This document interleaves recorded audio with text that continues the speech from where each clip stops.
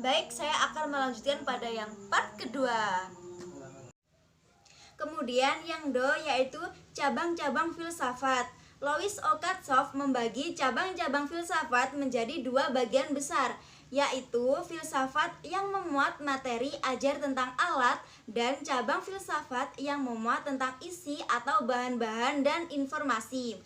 Cabang filsafat yang merupakan alat adalah logika, termasuk di dalamnya metodologi, sedangkan cabang filsafat yang merupakan isi adalah metafisika, epistemologi, biologi kefilsafatan, psikologi, antropologi kefilsafatan, sosiologi kefilsafatan, etika, estetika, filsafat agama.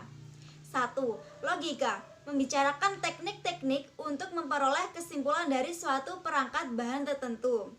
A. Logika deduktif, yaitu logika yang membicarakan susunan-susunan proposisi dan penyimpulan yang sifat keharusannya berdasarkan atas susunannya. Kemudian logika induktif mencoba untuk menarik kesimpulan tidak dari susunan proposisi-proposisi, melainkan dari sifat-sifat seperangkat bahan yang diamati. Kemudian yang kedua yaitu metodologi. Metodologi merupakan ilmu pengetahuan tentang metode dan khususnya metode ilmiah. Jadi metodologi ini membicarakan hal-hal seperti sifat observasi, hipotesis, hukum-hukum, teori, susunan eksperimen dan sebagainya.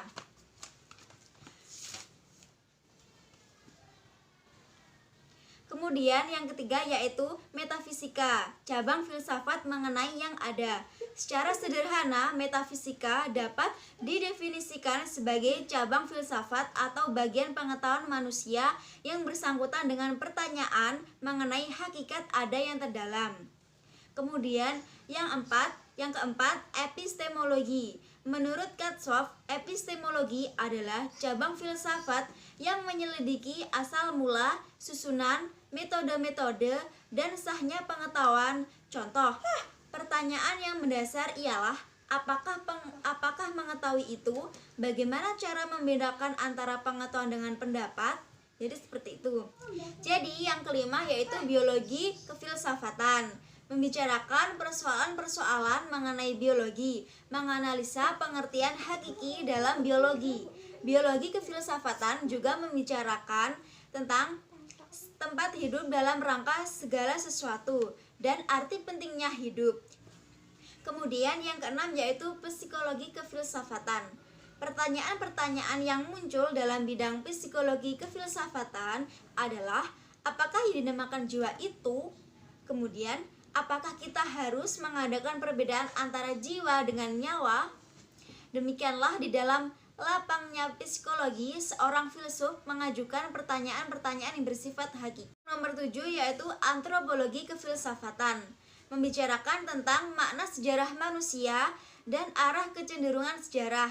Sejarah juga dikaji dalam hubungannya dengan ilmu-ilmu alam atau dengan nafsu-nafsu atau dogma keagamaan atau perjuangan untuk kelangsungan hidup. Kemudian yang ke-8 yaitu sosiologi kefilsafatan, merupakan istilah lain untuk filsafat sosial dan filsafat politik. Di dalam filsafat sosial dan politik biasanya dikemukakan pertanyaan-pertanyaan mengenai hakikat masyarakat dan hakikat negara, lembaga-lembaga yang terdapat di masyarakat dan hubungan manusia dengan negaranya. Kemudian yang ke-9 yaitu etika. Tujuan pokok etika adalah menemukan norma-norma untuk hidup yang baik. Setelah itu nomor 10 yaitu estetika. Pada hal ini kita tambahkan unsur ketiga ketritunggalan besar yang mendasari semua peradaban, yakni keindahan. Cabang filsafat yang membicarakan definisi, susunan, dan peranan keindahan, khususnya di dalam seni dinamakan estetika. Jadi yang dinamakan estetika seperti itu. Kemudian yang nomor 11 yaitu filsafat agama.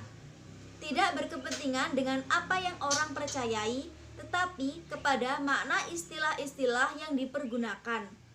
Keruntutan di antara kepercayaan-kepercayaan bahan-bahan bukti bagi kepercayaan dan hubungan antara kepercayaan agama dengan kepercayaan yang lain.